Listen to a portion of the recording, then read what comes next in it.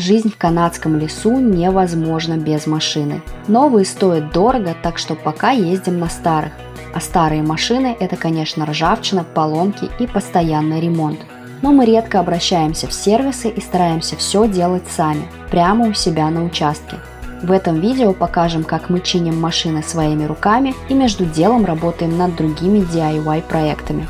Всем привет! Добро пожаловать на канал, меня зовут Ирина, и здесь я рассказываю про нашу жизнь в лесу в Канаде, в провинции Новая Шотландия. Сегодня будет про наши машины, как мы их покупали и как ремонтируем своими руками прямо у себя на участке. Если вам интересно, чем мы вообще занимаемся на наших 93 акрах, подписывайтесь, дальше будет еще много всего занимательного.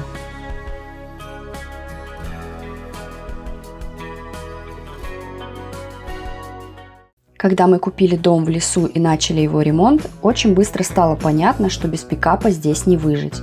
Нужно было доставлять стройматериалы, перевозить какие-то вещи по участку, зимой пробиваться через снег. В общем, задач для него хватало.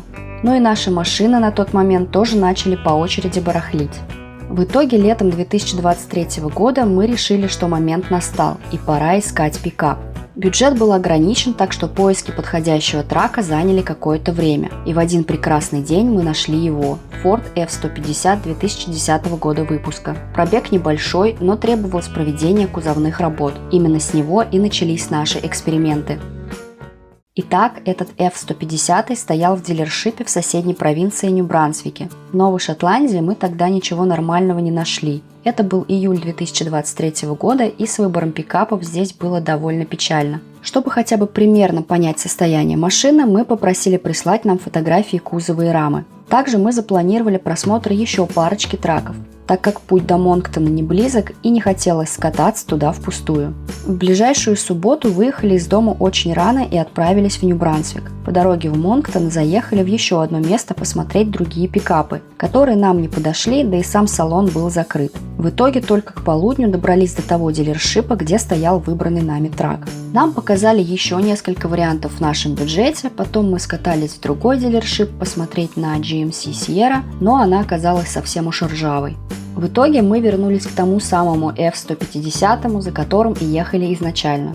Да, у него были дырявые от ржавчины задние арки, но рама была в довольно хорошем состоянии. Небольшой пробег, чуть более 115 тысяч километров, и на тест-драйве он показал себя нормально. На сайте он стоил 11 400 до налогов, но нам сделали хорошую скидку, так как с проржавевшими крыльями нельзя было пройти автомобильную инспекцию.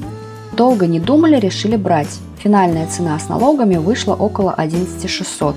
В Нью-Брансвике и Новой Шотландии на тот момент был одинаковый налог – 15%. Оформили документы, отдали деньги и поехали домой уже на своем пикапе. Покупали за наличные, которые брали с кредитной линии, так как на старые машины файнэнсинг, то есть автомобильный кредит, не дают. И продаются они, как правило, как есть, без каких-либо гарантий. Но для того, чтобы пройти техосмотр, с этим F-150 нужно было еще повозиться. Машина с проржавевшим корпусом не пройдет автоинспекцию.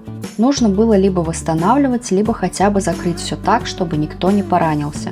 Например, можно было просто скрыть гнилые арки под фендерами и спокойно получить талон техосмотра. Но мы решили, что надо привести все в порядок, чтобы ржавчина не распространялась дальше. Этим Серега и занялся на ближайших выходных. Для начала надо было срезать все, что прогнило, и подготовить поверхность.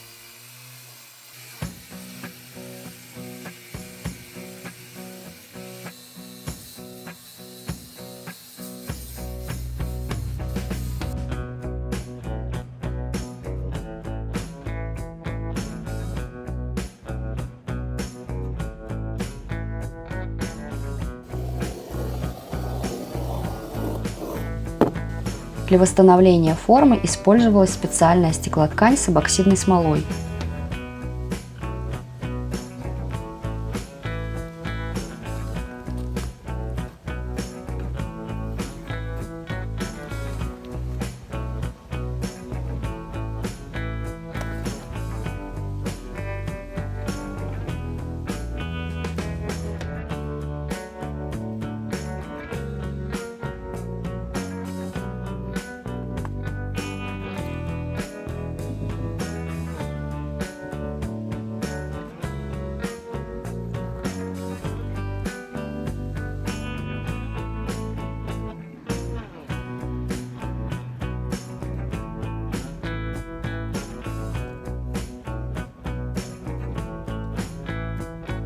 Затем наносилась автомобильная шпаклевка с фибергласом.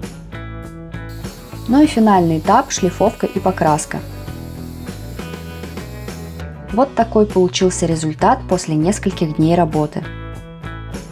Тогда этого было достаточно для прохождения инспекции, поэтому дальше заморачиваться с багажником не стали. Позже еще поставили пластиковые фендеры.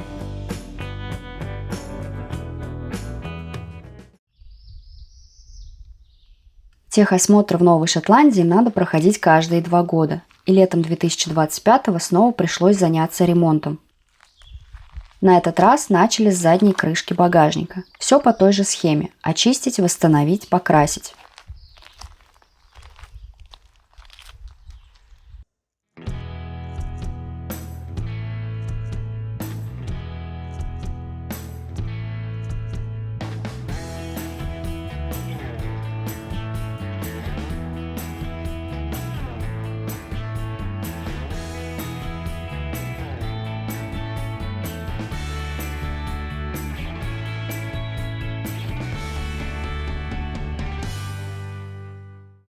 Но самое интересное было с дном багажника. Вот так оно выглядело перед началом работ. Это был лонжерон. С этой стороны.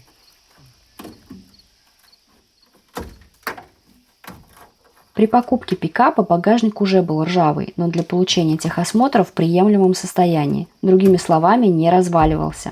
Странно, что вся ржавчина была в основном на задней части трака. Такое ощущение, что его использовали для спуска лодок в океан. Летом же 2025 года стало понятно, что дно багажника окончательно проржавело, и надо снимать всю будку с рамы для ее восстановления. Без сварки, конечно же, не обошлось.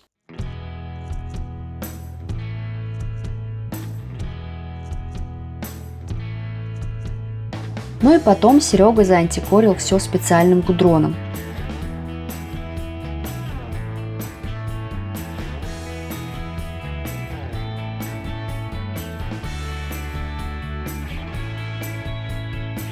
И раз уж снял багажник, заодно и зачистил и промазал раму. В итоге машина была приведена в рабочее состояние и техосмотр успешно пройден.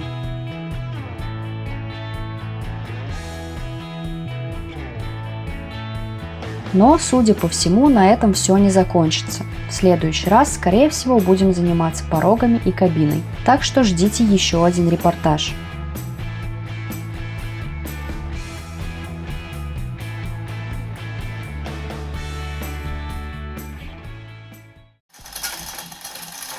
Вот такой тельфер соорудили для нашего лесного автосервиса.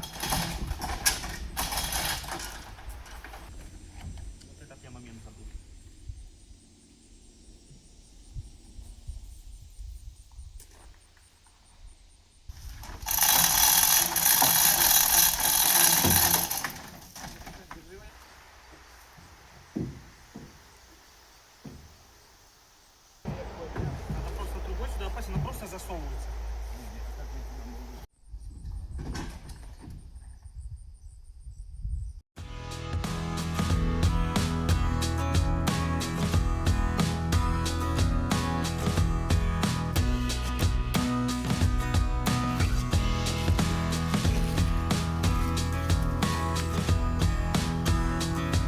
Странно, я вообще накрутила ушел, чтобы сейчас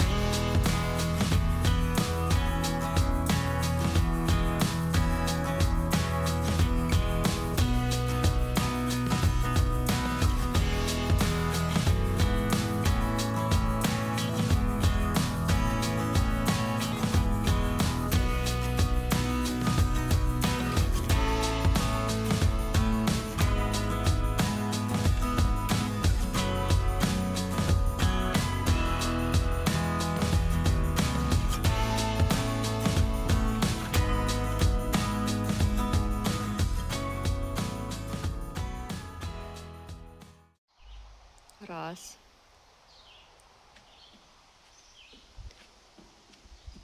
Два.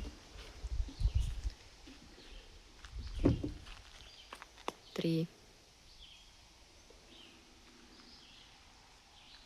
4. Еще к нам периодически заезжали друзья, чтобы покрутить свои машины. Бывали дни, когда наш участок походил на небольшой дилершип, ну или какую-то разборку. 5. 6. 7.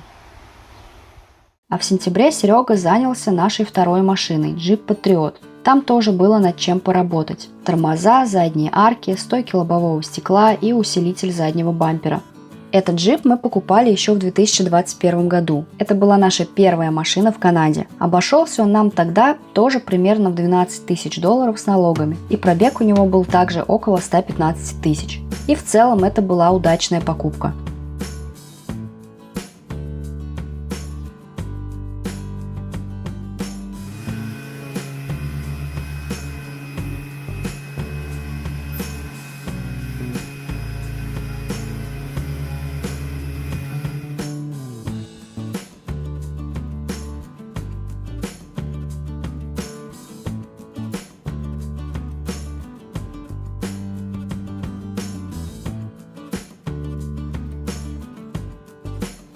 Во время покраски выяснилось, что лак оказался черным, а не прозрачным. Видимо, Серега купил не тот цвет в Canadian Tire.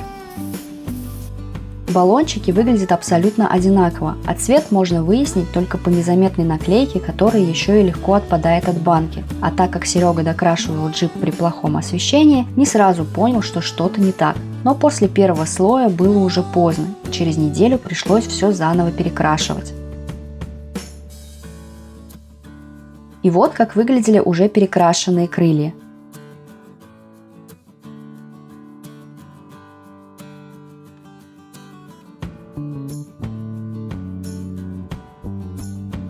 Сложно подобрать краску так, чтобы было стопроцентное совпадение, но если не присматриваться, то разницы особо и незаметно. Оставалось только хорошо все отполировать.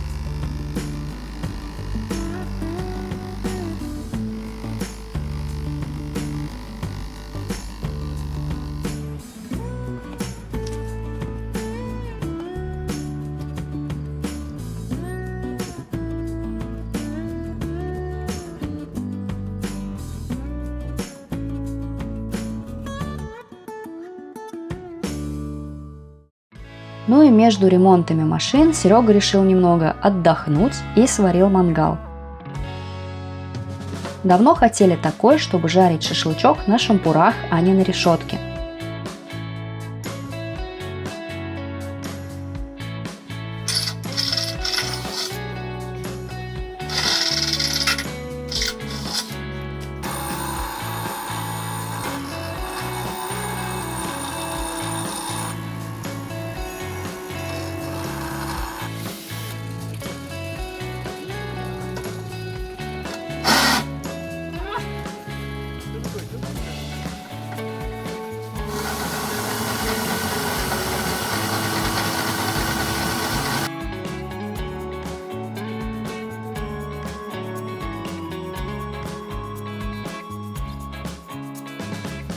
Для циркуляции воздуха, регулировки жара и простоты очистки сделали двойное перфорированное дно и выдвигающиеся поддоны.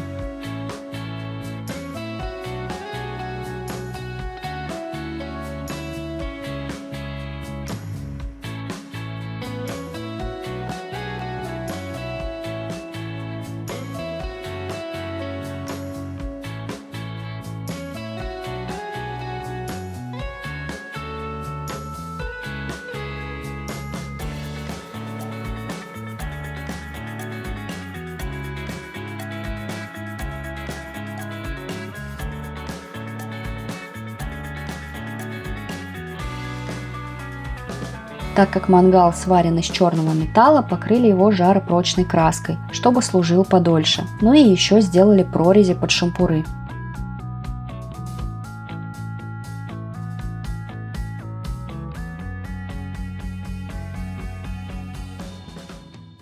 Вот такие приключения были у нас в прошлом году. Машины здесь это, к сожалению, не роскошь, а первая необходимость и расходник, который всегда будет сжирать деньги. Новые автомобили, конечно, не ломаются так часто, но обесцениваются сразу же после выезда из салона, а старые требуют постоянного ремонта и съедают кучу времени. Видимо, надо искать какую-то золотую середину. Напишите в комментариях, как вы решаете эту дилемму. Большое спасибо за просмотр, а если интересно, как еще мы развлекались в 2025 году, рекомендую вот эти два видео.